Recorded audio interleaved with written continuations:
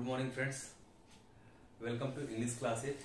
Today we are going to discuss about past perfect continuous tense. Let's see what is past perfect continuous tense. This tense expresses an action यानी ऐसा कार्य that began before a certain point. किसी निश्चित समय के पहले कार्य प्रारंभ हुआ हो. इन द पास्ट यानी भूतकाल के किसी निश्चित समय के पहले वह कार्य प्रारंभ हुआ है, किसी निश्चित समय से वह कार्य प्रारंभ हुआ है and continued up to that time, और जब तक बोला जा रहा है तब तक वह कार्य चल रहा हो, यानी बोलने के समय तक वह कार्य चल रहा हो. तो वह इस प्रकार के वाक्य किसके अंतर्गत आते हैं? पास्ट परफेक्ट कॉन्टिन्यूअस टेंस के अंतर्गत आते हैं. अब जैसे कि समय की बात आ रही है, किसी निश्चित समय के से स्टार्ट हुआ माना जाता है, तो अब समय के लिए हम सिंस या फॉर का प्रयोग करेंगे. जो भी समय रहेगा उसके पहले सिंस या फॉर का प्रयोग करते हैं. अब अगर समय निश्चित है, पॉइंट ऑफ टाइम या निश्चित समय पॉइंट ऑफ टाइम है, तो उसके साथ हम सिंस का प्रयोग करेंगे. अगर अनिश्चित समय है यानी पीरियड ऑफ टाइम है, तो उसके साथ हम किसका प्रयोग करेंगे? फॉर का प्रयोग करेंगे. तो अब हम देखते हैं कि निश्चित समय है क्या. जैसा हम लोगों ने प्रेजेंट परफेक्ट कॉन्टिन्यूअस टेंस में देखा है, प्रेजेंट परफेक्ट कॉन्टिन्यूअस टेंस में देखा था कि निश्चित समय या पॉइंट ऑफ टाइम हम किसे मानते हैं? तो जो हमारे बजे वाले समय हो, जैसे ओक्लॉक वाले 2 बजे 3 बजे 4 बजे, या किसी को कहा जाए जन्म से या मृत्यु से, ठीक है, या किसी त्योहार का नाम हो, किसी दिन का नाम हो, किसी महीने का नाम हो, या किसी ईयर का नाम हो, तो ये हमारे क्या कहलाते हैं? निश्चित समय यानी पॉइंट ऑफ टाइम कहलाते हैं. और पीरियड ऑफ टाइम या अनिश्चित समय क्या कहलाते हैं? जैसे 2 दिनों से, 4 दिनों से, 10 वर्षों से, 20 वर्षों से, 2 महीने से, 4 महीने से, इस तरीके के जो समय होते हैं वे अनिश्चित टाइम कहलाते हैं, यानी पीरियड ऑफ टाइम कहलाते हैं. ठीक है, तो देखते हैं अफर्मेटिव सेंटेंसेस को हम हिंदी से इंग्लिश में कैसे ट्रांसलेट करते हैं. तो सबसे पहले with every subject had been, यानी प्रत्येक सब्जेक्ट के साथ हैड बीन का प्रयोग is used as helping verb. Had been का प्रयोग हेल्पिंग वर्ब के रूप में किया जाता है with ING form of main verb. Main verb की आईएनजी फॉर्म का प्रयोग किया जाता है. मींस हैड बीन का प्रयोग हेल्पिंग वर्ब के रूप में और मेन वर्ब की आईएनजी फॉर्म का प्रयोग किया जाता है. तो स्ट्रक्चर देख लेते हैं. सबसे पहले हम सब्जेक्ट लिखते हैं, फिर हैड बीन आएगा, फिर वर्ब की आईएनजी फॉर्म. अगर कोई और अदर वर्ड है तो वो आएगा, नहीं तो सिंस या फॉर. अगर निश्चित समय है तो सिंस, अनिश्चित समय है तो फॉर. उसके बाद टाइमिंग वर्ड जो रहेगा वो लिख देंगे.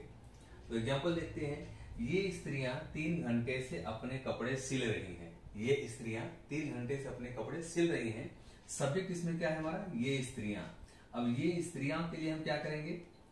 These womens, WOMEN, these women. Subject हमारा क्या हो गया? These women. हेल्पिंग वर्ब है had been. These women had been. Verb क्या है? सिलना. वर्ब क्या है? सिलना. तो सिलने की इंग्लिश होता है SEW.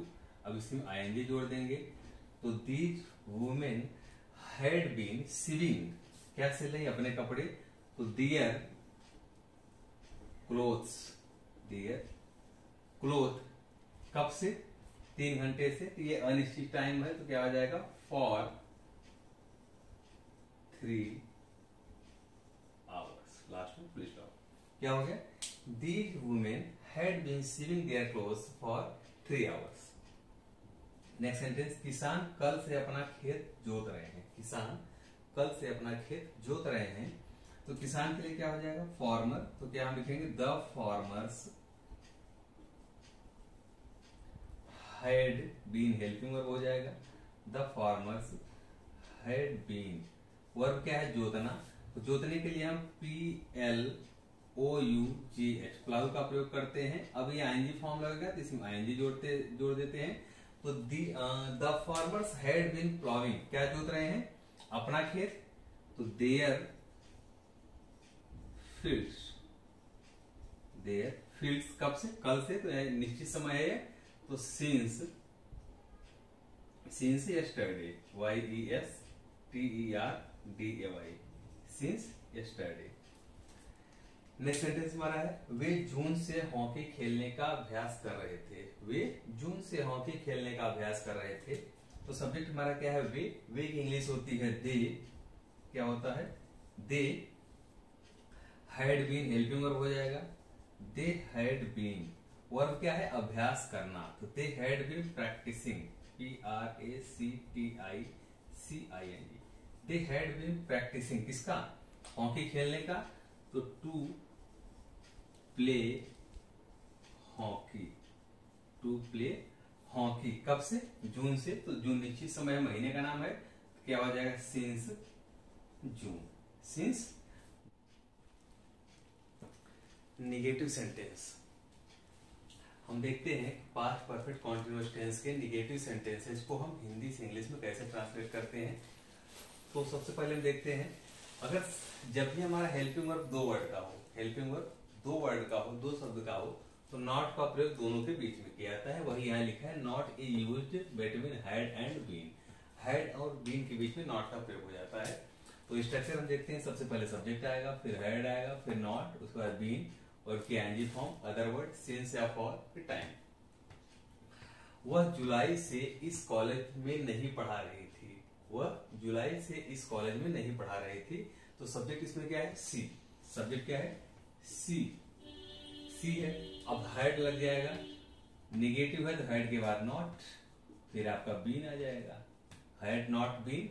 पढ़ाने की इंग्लिश क्या होती है, टीच, पढ़ाने की इंग्लिश क्या होता है, टीच, और उसी में आईएनजी जुड़ जाएगा, तो हैड नॉट बीन टीचिंग, कहां पे, इस कॉलेज में, तो इन this college, in this college since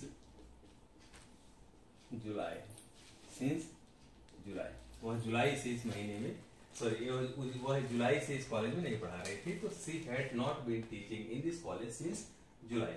next sentence हमारा है, माली सुबह से पौधों को नहीं सींच रहा था, माली सुबह से पौधों को नहीं सींच रहा था, तो सब्जेक्ट हमारा क्या है, माली, तो क्या हो जाएगा, the gardener, the gardener had not been, had not been. अब पौधों को पानी सींचना है, पौधों को पानी देने के लिए वाटर का प्रयोग होता है, यानी वाटरिंग हो जाएगा। The gardener had not been watering, WATERING, watering किसे, पौधों को, watering the plants, watering the plants कब से, सुबह से, तो क्या हो जाएगा, since morning, since morning. Next sentence हमारा है, डॉक्टर एक सप्ताह से दवाखाने नहीं जा रहा था, डॉक्टर एक सप्ताह से दवाखाने नहीं जा रहा था, तो सब्जेक्ट हमारा क्या है, डॉक्टर, तो क्या हो जाएगा, the doctor had not been, verb क्या है, जाना, तो क्या हो जाएगा, going, had not been going, कहा, दवाखाने के लिए क्या होता है, dispensary, going the dispensary, DISPENSARY, going the dispensary कब से, एक सप्ताह से, एक सप्ताह क्या अनिश्चित टाइम है, तो क्या हो जाएगा, for a week, for a week. अब हम देखते हैं इंटरोगेटिव सेंटेंसेस को हम कैसे हिंदी से इंग्लिश में ट्रांसलेट करते हैं। तो सबसे पहले ऐसे सेंटेंस देखेंगे जिसमें ऐसे इंटरोगेटिव सेंटेंस जिसका प्रारंभ क्या हो, क्या से हो, जिसका प्रारंभ क्या से हो।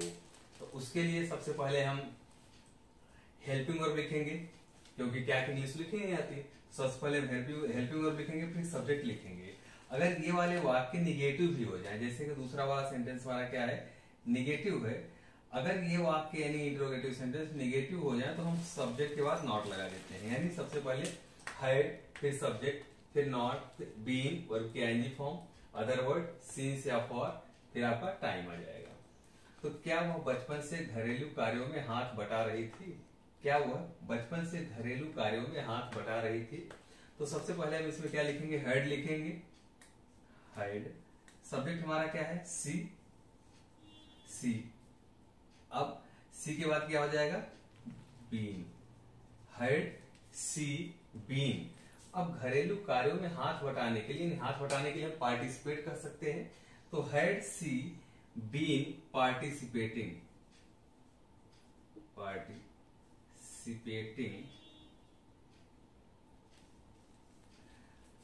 घरेलू कार्यों में इन डोमेस्टिक वर्क्स, इन डोमेस्टिक वर्क्स। कब से? बचपन से। तो क्या हो जाएगा बचपन से? Since childhood, since childhood. Last में क्वेश्चन मार्क। फिर से देखते हैं, क्या वो बचपन से घरेलू कार्यों में हाथ बटा रही थी? तो सब्जेक्ट हमारा सी है, तो उससे पहले हम हेड लगाएंगे। तो had she being participating in domestic works, यानी घरेलू कार्यों में सिंस चाइल्डहुड, बचपन से। नेक्स्ट सेंटेंस है, क्या सुबह से शेर पिंजरे में नहीं दहाड़ रहा था? क्या सुबह से शेर पिंजरे में नहीं दहाड़ रहा था? तो हमारा सबसे पहले क्या हो, सब्जेक्ट क्या हो जाएगा? शेर है, यानी लॉयन। लॉयन सब्जेक्ट हुआ। अब उससे पहले हम हेड लगा देंगे, हेल्पिंग वर्ब। तो head the lion, head the lion. अब निगेटिव भी है, तो हेड सब्जेक्ट बाद क्या लगा देंगे? नॉट लगाएंगे। तो head the lion not bean, दहाड़ने के लिए प्रयोग होता है रोर, ROAR, फिर ING हो जाएगा, roaring. Had the lion not been roaring, कहां पे? पिंजरे में। तो क्या हो जाएगा? In the cage, CAGE, cage means होता है पिंजरा। कब से? सुबह से। तो हो जाएगा सिंस मॉर्निंग। लास्ट में क्वेश्चन मार्क। ठीक है। इंट्रोगेटिव सेंटेंस, ऐसे इंट्रोगेटिव सेंटेंस जिनमें इंट्रोगेटिव वर्ड जो है वाक्य के बीच में आए, तो उसको ट्रांसलेट करने के लिए सबसे पहले हम उस इंट्रोगेटिव वर्ड की इंग्लिश लिखेंगे, फिर हेड आएगा, फिर सब्जेक्ट आएगा। अगर ये वाक्य निगेटिव भी हो जाए, जैसे कि यह वाला है, तीसरा वाला निगेटिव भी है, तो हम यहाँ क्या करेंगे? सब्जेक्ट के बाद नॉट लगा देंगे, फिर बीन आएगा, वर्ब की ING form, other word, since for time. आप इस शहर में 2005 से कहाँ रह रहे थे?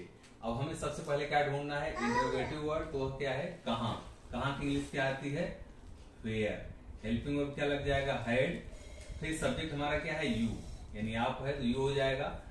अब बीन, यानी सब्जेक्ट हमारा जब हेल्पिंग वर्ब दो शब्द की होती है, तो इंट्रोगेटिव सेंटेंस में भी हम सब्जेक्ट को दोनों के बीच में लिखते हैं। तो वेयर हैड यू बीन। अब वर्ब क्या है? रहना, तो living. Where had you been living, LIVING, where had you been living, कहा? इन दिस सिटी, इस शहर में, in this city since 2005, since 2005। Next sentence है, वह लड़का 4 दिनों से किसे तलाश रहा था? वह लड़का 4 दिनों से किसे तलाश रहा था? तो इसमें हमारा इंट्रोगेटिव वर्ड क्या है? किसे। किसे की इंग्लिश होती है? हुम। क्या होता है? हुम हैड। अब सब्जेक्ट क्या है? वह लड़का, तो दैट बॉय, हुम हैड दैट बॉय। फिर हमारा बीन आ जाएगा, हुम हैड दैट बॉय बीन। तलाशने के लिए क्या होता है? सर्च, SEARCH, इसी में ING जोड़िए। तो whom had that boy been searching for 4 days, for 4 days। Last में क्वेश्चन मार्क। क्या था? वह लड़का 4 दिनों से किसे तलाश रहा था? तो whom had that boy been searching for 4 days। Next sentence पर है, श्याम सोमवार से कठिन परिश्रम क्यों नहीं कर रहा था? तो सब्जेक्ट इंट्रोगेटिव वर्ड हमारा क्या है? क्यों। क्यों की इंग्लिश क्या होती है? Why had Shyam not been. कठिन परिश्रम करने के लिए क्या होता है? Work hard. तो वर्किंग, WORKING, वर्किंग हार्ड। कब से? सोमवार से। क्या हो जाएगा? Since Monday. लास्ट में क्वेश्चन मार्क। Thank you. ये हमने देखा पास्ट परफेक्ट कॉन्टिन्यूअस टेंस को।